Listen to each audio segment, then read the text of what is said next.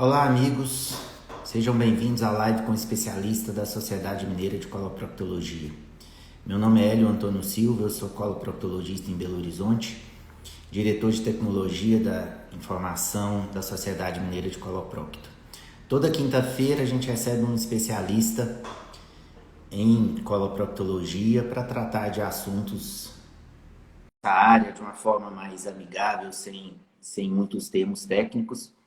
Eu já estou recebendo aqui nosso convidado de hoje, Dr. Guilherme Alves. Seja bem-vindo. Obrigado, Guilherme é Hélio. coloproctologista, médico titular da Sociedade Mineira de Coloproctologia, meu amigo, meu colega de trabalho. Guilherme, nós escolhemos hoje falar de urgências em coloproctologia. Com essa pandemia aí, está todo mundo com receio de ir no hospital, de ir ao médico, principalmente no pronto-socorro. Compreensível ter receio de encontrar alguém com Covid ao invés de se cuidar, se contaminar no hospital, mas tem algumas situações de urgência que não pode esperar, né? Mesmo na coloproctologia, que não é uma especialidade de ter muita urgência, mas nós temos nossos casos assim, de que não pode ficar para depois. Então, a ideia hoje é a gente conversar um pouco, explicar para quem está nos assistindo quais são as situações que não pode esperar, né? Exatamente. Hélio, primeiramente quero dar boa noite para todo mundo. Quero agradecer o convite para estar participando dessa live da Sociedade Mineira de Coloproctologia. Eu acho essa iniciativa super bacana, principalmente nesse contexto de pandemia que a gente está. Acho que alguns pacientes precisam de informações e dessa forma a gente consegue disseminar essas informações mais facilmente, falar o que a nossa especialidade faz, como que a gente atua. Então, muito bacana, quero agradecer mesmo. Muito legal, muito bacana. Em Nós é que relação a essa, agradecemos sua disponibilidade de estar aqui conosco hoje. Bom, a gente planejou falar algumas coisas de o que é urgência, né? O que você percebe assim no dia a dia? O que mais leva as pessoas a procurar o pronto-socorro na coloproctologia? na verdade, a gente sabe que a Coloprocto atua, tem um papel importante nessa questão da urgência. A gente tem algumas urgências que estão relacionadas à coloproctologia.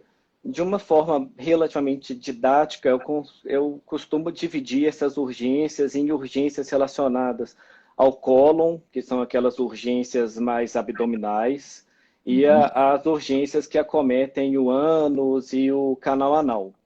uhum. São muito frequentes os pacientes que mandam mensagem para mim, acredito que deve mandar para você ou para outros colegas, em relação às urgências orificiais, né? As questões que acometem o canal anal e o ânus especificamente, sabe? Uhum. E algumas a gente sabe que não pode esperar, né?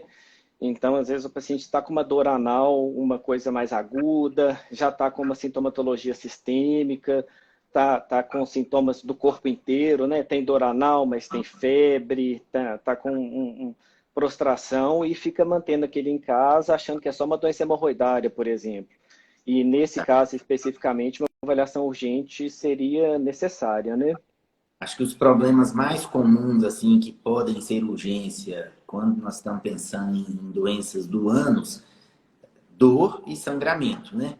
Você já começou a Exatamente. falar da dor. Tem alguns problemas que dão uma dor mais repetitiva que não são urgência.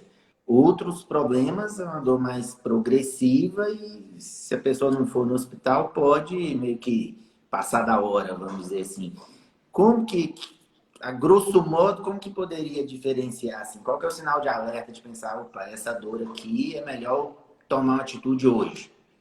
Eu acho que o paciente tem uma dor, é uma dor progressiva, não melhora como analgesia comum, vem se tornando incapacitante, ou seja, o paciente não consegue fazer as atividades que ele faz habitualmente. Então, o Não paciente consegue deixa ficar de, sentado, né? não consegue sentar, não consegue trabalhar. Às vezes, o paciente pratica alguma atividade física e não consegue fazer. O paciente acaba evoluindo com queda do estado geral, fica mais prostrado, às vezes tem um pico febril. Então, são elementos que são sinais de alarme, entre aspas, que a gente deve avaliar para o paciente procurar o pronto atendimento. aquela dor mais insidiosa, aquela dor mais crônica, sempre tenho dor, já tenho uma dor anal há 1 ano, mas fico adiando minha consulta com o proctologista. Talvez esse paciente precisa procurar o especialista, sempre, Mas não né? precisa ser na urgência, né? Mas não precisa ser na urgência. Tem uma questão da urgência que muitas vezes a gente não tem o coloprocto de plantão no hospital. Uhum. Então, o paciente, em geral, vai ser atendido por um cirurgião geral, né? Que não é um especialista, mas consegue resolver a urgência. Então, se o paciente tem uma queixa mais crônica e a consulta pode esperar o especialista, melhor, porque ele vai fazer um exame proctológico completo, né? Vai ser uma coisa mais detalhada. Mas, nesses Eu tô, casos, tem que eu tô esperar. rindo aqui que você quase falou insidiosa, né? Eu tinha te encomendado para não usar termos médicos. Mas é aquela dor que dói na hora da evacuação, passa depois de alguns minutos ou algumas horas, no outro dia dói de novo, e isso provavelmente não é urgência, né? Isso pode ser uma fissura anal, uma crise hemorroidária, dá para agendar uma consulta e ir no consultório. Aquela dor que não está relacionada à evacuação, que dói, que a cada hora que passa está doendo mais, às vezes uma dor meio pulsátil, meio latejante, se der febre junto, pior ainda, né? Muito Exatamente. provavelmente isso é uma situação que a gente chama de abscesso perianal. Mas aí, se o paciente vai no pronto atendimento, vai ser avaliado pela cirurgia geral, o que acontece em seguida? O que é o usual nessa situação? Se o paciente tem uma queixa de dor anal e tem essas características, né, uma piora progressiva, uma dor incapacitante, com sinais, sintomas mais sistêmicos, né, febre, piora do estado geral, no exame físico o cirurgião vai conseguir definir. Não, é só uma crise hemorroidária, vou usar sintomáticos e mandar para o coloprocto. Menos provável. Provavelmente é um quadro de abscesso. Esses casos são cirúrgicos de urgência, né? Esses casos o paciente vai precisar, talvez, de uma intervenção cirúrgica, que é uma drenagem. Provavelmente ele vai fazer uso de antibiótico terapia, né, intra-hospitalar e talvez em casa. E posteriormente ele vai ser encaminhado para um proctologista para seguimento, para ver se ficou com alguma questão a ser resolvida posteriormente. Mas o paciente sempre pensa que o proctologista preocupa mais com a crise hemorroidária, né? E na verdade não. Quando o Uhum. paciente chega para mim com dor anal, crise hemorroidária, ok, vou tratar conservadoramente, né? Vou usar medicamentos e depois eu vou reavaliar para ver se eu preciso intervir de alguma forma. O abscesso não é assim. O abscesso precisa de uma intervenção mais imediata. Me preocupa muito mais um paciente com abscesso perianal do que um paciente com uma doença hemorroidária ou com uma fissura, por exemplo. Eu Uhum. falo que é o paciente de sexta-feira, 5 horas da tarde. Eu atendo O consultório último, na né? sexta. Eu atendo consultório na sexta-feira. Não é raro, meu último paciente da sexta-feira foi o encaixe que minha secretária marcou e eu vou examinar. O paciente ficou com dor a semana toda. Aí eu vou examinar, é um abscesso perianal e eu tenho que encaminhar esse paciente para o hospital para drenagem. E ele nem imaginava que precisaria de uma intervenção cirúrgica. É. Então, ficar Não, atento a mas esses sintomas. na maioria dos hospitais não tem um coloproctologista ali esperando os pacientes, né? Quem dá esse atendimento inicial é o cirurgião geral.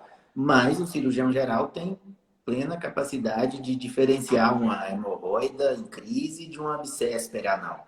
Com certeza. E na maioria dos hospitais aí de primeira linha, depois disso feito, ele faz esse diagnóstico e aciona a gente chama de sobreaviso, né? O Exatamente. proctologista está de sobreaviso só para essas urgências e aí quem opera é, é o coloproctologista. Mas nas cidades do interior, que muitas vezes não tem coloproctologista, o abscesso perianal precisa ser drenado e o cirurgião geral consegue fazer isso.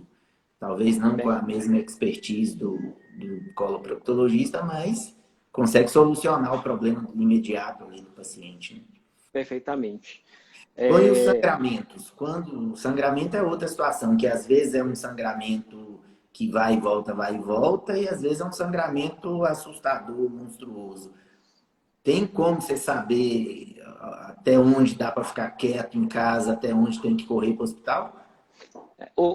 a questão do sangramento, o difícil, né, que tudo sangra, né? Hemorroida sangra, fissura sangra, doença inflamatória Câncer, sangue. intestinal sangra, câncer sangra. Então, o paciente que tem sangramento, em geral, tem um desespero, né, imediato. O que que eu acho? Se o paciente tem alguns episódios de sangramento esporádicos, relacionados exclusivamente à evacuação, só na hora de evacuar, às vezes durante a evacuação ou imediatamente depois, durante a higienização, enfim, às vezes é uma coisa mais crônica, o paciente sabe que sangra, ele sabe que ele precisa marcar com o coloproctologista, mas ele fica adiando, ele precisa ir. Eu acho que esse caso não é urgente, ele não precisa procurar uma urgência se ele tem uma queixa de sangramento com essas características. Um sangue mais vermelho vivo, autolimitado, é aquele sangue que para, né? Que não tem alteração de hábito intestinal, não tem queda de pressão, não tem mal-estar associado. Esse paciente, eu acho que ele pode marcar uma consulta eletiva. Quando eu falo que não precisa ir no pronto atendimento, sempre lembrando que ele precisa ir ao especialista. Mas, às vezes, não com aquele desespero de procurar um plantão sábado à noite, né? Estamos falando de urgências, né? Exatamente. Não é para não precisa ir ao médico, precisa ir Exato. ao médico. Agora nós estamos falando de quando precisa ir ao médico ali naquele dia, né? Na emergência do pronto-socorro.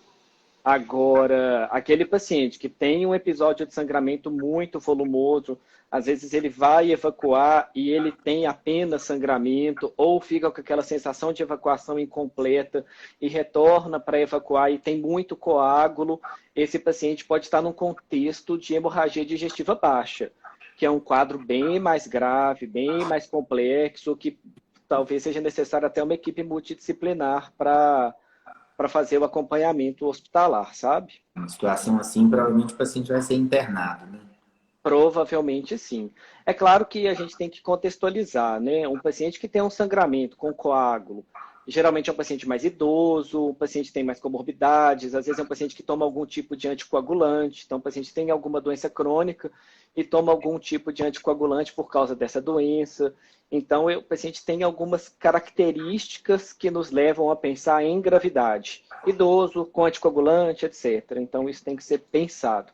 Tem que ir para o hospital, tem que ir para o pronto atendimento. Esse não tem jeito. Sangue é um negócio que assusta sempre, né? Mas a pandemia alterou algumas coisas. Eu vejo que algumas gotas de sangue no vaso sanitário de hemorroida faz uma sujeira e assusta. Muitos Assusta. pacientes iam no pronto atendimento nessa situação. Mas agora com a pandemia eu tenho visto o contrário. Eu tive alguns pacientes que chegaram no pronto-socorro depois de 4, 5 episódios de sangramento volumoso, já tendo queda de pressão, que a gente chama de hipovolemia, né? Sangrou tanto que deu baixa da hemoglobina, queda de pressão, quer dizer, uma situação de risco de vida. Então você não Exatamente. pode, com medo de uma doença que tem que ter medo, não tô criticando, mas também existem algumas coisas mais graves que se a pessoa ficar insistindo em ficar em casa, pode ter alguma consequência mais irreversível, né? Então, Com assim, certeza. é claro que nem sempre dá para julgar, assim, às vezes o sangue assusta, vai no pronto-socorro. Mas aqueles, eu costumo chamar de diarreia de sangue, né? Quando o paciente tem hemorroida, ele vai evacuar, saem fezes e gotas de sangue. A hemorragia digestiva não, ele sai só sangue, é como se estivesse tendo uma diarreia de sangue mesmo. Essa situação Exatamente. nunca dá para ficar em casa. Em qualquer idade é melhor ir no hospital. Procurar o pronto atendimento para ser avaliado. Provavelmente vai precisar de uma internação, vai ser avaliado também por um cirurgião geral, mas que vai conseguir identificar se é uma hemorragia digestiva baixa mesmo, para até definir se vai precisar de algum método endoscópico, no caso colonoscopia, para fazer um diagnóstico preciso da causa dessa hemorragia digestiva, né? E até antes, né? Muitos pacientes desses com hemorragia digestiva precisam de hemotransfusão, precisa de soro. E isso não precisa nem ser o cirurgião geral, pode ser O clínico o de plantão. clínico do plantão, Perfeito. resolve bem. Bom, e as abdominais? Quais seriam as situações de urgência? Na verdade, as abdominais, a gente sempre vai lembrar da dor abdominal, né? Dor abdominal é uma queixa muito frequente em pronto atendimento, né? A gente sabe que muitos pacientes que vão ao PA têm dor abdominal. Mas alguns casos, especificamente, o paciente precisa procurar o pronto atendimento. Então, aquela dor abdominal que é mais de forte intensidade, que não melhora com a analgesia comum, que vem associada a outros sintomas, como náuseas e vômitos, parada de eliminação de gases e fezes, Nesses casos, distensão abdominal importante, né? O paciente fica com aquela barriga inchada, cheia de gases. Nesses casos, não tem alternativa. O paciente precisa buscar o pronto atendimento para definir o que está acontecendo com ele. Não é diferente daquela dor abdominal crônica, né? O paciente tem uma dor, que ele também precisa de investigação, mas não no pronto atendimento. Mas é aquela dor que o paciente tem esporadicamente com a ingestão de algum tipo de alimento, mas não tem nenhum sinal de alarme, né? Parou de Uhum. soltar, parou de eliminar gases, não está evacuando, está vomitando, barriga está ficando distendida, tem que ir ao pronto atendimento para definir o que está acontecendo. Dor não melhora, tomei um analgésico comum e a dor está piorando progressivamente, precisa ir ao pronto atendimento. Esses casos precisam ser bem avaliados, porque as urgências abdominais muitas vezes são graves. Tem muito paciente que tem distensão abdominal, né? Dor, incômodo, que fica ali algumas horas e se resolve espontaneamente, né? Às vezes Aham. intestino irritável, nós não estamos falando disso. A obstrução intestinal é uma situação mais grave. Além do abdômen distender, a pessoa começa a ter vômito, ela vê que não está soltando nada de gases, está só acumulando. Vômito é um sinal de alerta sempre, né? Vomitou nessa situação de abdômen. Claro que você não vomitou porque comeu alguma coisa ruim. Isso não, mas tá com dor abdominal, distensão abdominal e vômito, não é para ficar em casa, né? Tem que ir para o pronto-socorro. Tem que O procurar. que é a maior causa de obstrução intestinal, assim, no pronto-socorro? Bom, o que a gente tem que pensar quando o paciente tem obstrução intestinal? Depende, né, Hélio, do perfil do paciente, da faixa etária que Da ele tem, idade, né? né? Da idade do paciente. Então, o paciente jovem que chega, o paciente idoso que chega com sintomatologia de obstrução, paciente com mais de 50 anos de idade, considerando que a neoplasia de cólon e reto é a segunda mais frequente, a gente vai pensar em neoplasia de intestino grosso, né? Cólon e reto. Paciente mais de 50 anos de idade que chega com sinais de obstrução intestinal, nunca foi operado, a gente Isso que eu fica estava mais. lembrando aqui, a maior causa de obstrução intestinal é hérnia interna e aderência por uma cirurgia prévia, né? Exatamente. O paciente nunca foi operado, chegou no hospital com distensão, etc., é uma coisa que a gente tem que pensar. Se o paciente tem uma Uhum. neoplasia de intestino grosso, vamos investigar isso daí. É frequente. Era mais comum antes, né? Hoje em dia a gente faz exames preventivos com uma frequência, numa quantidade maior de pessoas, e a gente consegue fazer diagnóstico dessas neoplasias mais frequentemente. Mas a gente ainda, quem dá plantão na urgência, eu já dei muitos anos plantão de urgência, já operei vários pacientes com tumor de intestino grosso, obstrutivo, com obstrução completa. Alguns Uhum. casos, inclusive, com perfuração do intestino grosso, né? Porque o intestino fica tão distendido que o paciente pode evoluir com uma perfuração, e é um quadro dramático, né? Bem grave. Então tem É. que ir no hospital. E aí nessa situação a gente chama de abdômen agudo, né? O que é feito no hospital nessa situação? Bom, o paciente que chega no hospital com quadro de abdômen agudo obstrutivo, né, vai fazer exames de sangue para ver se tem, como que está essa questão infecciosa, vai fazer exame de urina para fazer um diagnóstico diferencial para saber se tem uma infecção urinária e provavelmente vai fazer exames de imagem. Se tiver disponível, vai fazer uma tomografia computadorizada para definir se tem algum elemento obstrutivo ou sinais sugestivos de obstrução do intestino, né? Mas é uma urgência. Esse caso vai chegar no hospital, vai fazer tomografia, para definir se tem alguma coisa de errado acontecendo, sabe? Uhum. A tomografia costuma diferenciar bem, né, uma obstrução funcional, o intestino está só parado, de uma obstrução mecânica, né? Quando tem algum obstáculo ali no intestino. Mas mesmo antes de ter tomografia disponível para todo mundo, só com exame físico, um raio-x, o médico já sabia quando é uma situação de obstrução, quando que tem que operar, né? Num quadro dramático, às vezes tem nenhum exame, né? O É. paciente... Felizmente, a gente não vê com tanta frequência esses quadros dramáticos mais, né? Outra causa comum de idas ao pronto-socorro por causa de problemas coloproctológicos é a chamada diverticulite aguda, né? Que todo mundo tem muito medo. E quais são os sintomas principais disso? O paciente geralmente tem uma dor abdominal, também com uma intensidade maior. Em geral, o paciente que tem uma diverticulite aguda, ela é de cólon esquerdo ou sigmoide, então o paciente tem uma dor mais localizada na parte esquerda do abdômen, em geral mais para baixo do umbigo, então é uma dor que a gente chama na fossa ilíaca, né, do lado esquerdo do abdômen, com intensidade progressiva, geralmente é um pouco incapacitante, o paciente tem dor na hora de deambular, às vezes quando tosse sente dor, né? O abdômen fica mais enrijecido, tem alguma intolerância alimentar associada, pode ter alguma alteração de hábito intestinal, pode ter algum sintoma sistêmico, né? Então o paciente pode ter febre, prostração, mal-estar, isso tudo pode estar associado aos quadros de diverticulite aguda. E o paciente tem que ir no pronto atendimento. O paciente sabidamente portador de doença diverticular, às vezes o paciente já fez uma colonoscopia, né, tem mais de 45, 50 anos de idade, fez uma colonoscopia preventiva, foram identificados divertículos no intestino grosso.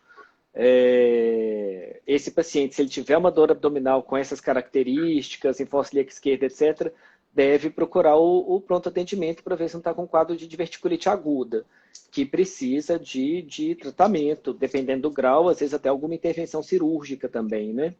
Uhum. A diverticulite aguda tem um estímulo, não, um estigma grande, principalmente para quem é mais velho, porque a gente já teve um presidente da República que morreu de diverticulite aguda, né? Mas não é a regra, né? A maioria Não. das diverticulites agudas, eu diria 80%, o paciente vai no pronto-socorro, com a tomografia a gente faz o diagnóstico. A tomografia já dá também padrão de gravidade. Com a tomografia, além de saber se é diverticulite, a gente sabe a intensidade dela. A maioria dos pacientes volta para casa com uma receita de antibióticos e que vai resolver plenamente a diverticulite, né? Menos de 20% dos pacientes vão ser internados e desses 20%, uma porcentagem pequena também é que chega ao ponto de precisar de cirurgia. Então, assim, não é coisa para ter medo, não. A maior parte vai ter um tratamento conservador, mas tem que lembrar que tem que ir no pronto atendimento.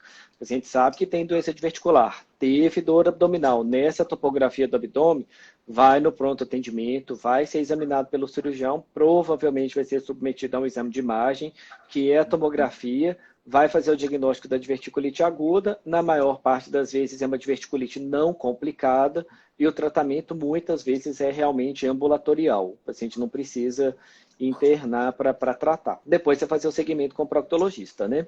Uhum. Guilherme, vamos aqui às perguntas. Eu tenho duas perguntas que, na verdade, ficaram nos comentários. Eu não tenho como voltar lá agora, então vou fazê-las Certo. de memória. Um é o Felipe, que está perguntando se prolapso anal é causa de ir ao pronto-socorro.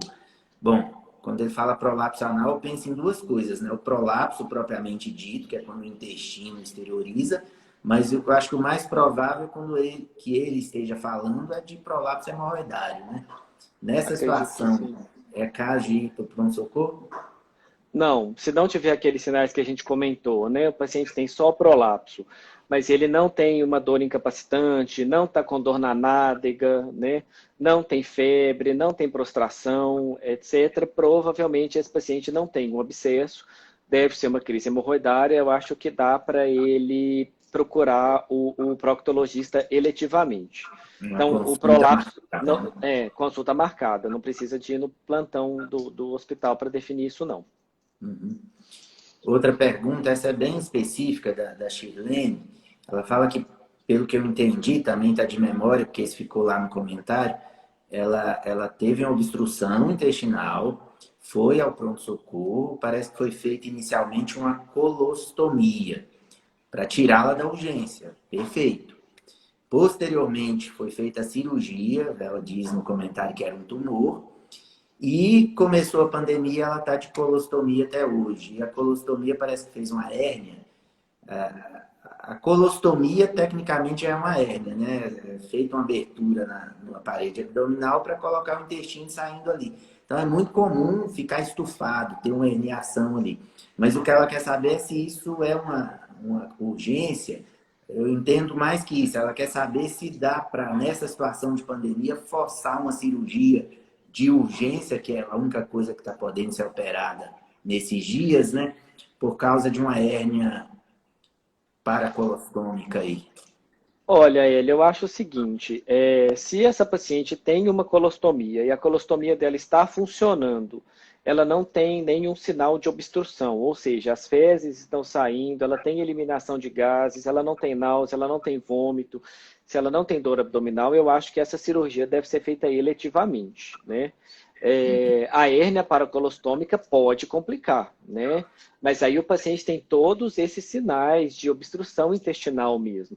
Não é raro a gente ver o paciente com colostomia ter uma herniação ao redor do estômago, então fica com aquela região estufada ao redor de onde a alça é exteriorizada. Isso é relativamente comum, mas isso não, em geral, isso não é uma urgência. Habitualmente, quando existe, a gente trata eletivamente, né? O paciente faz uma cirurgia eletiva. Então, acho que não. E procurar Claro o que quando a gente pronto-atendimento por não conta disso, não. conhece a paciente, quer dizer, não tem como aqui a gente ficar fazendo uma consulta, né? Mas o médico avaliando a paciente, palpando a barriga, que vai ter como orientar melhor.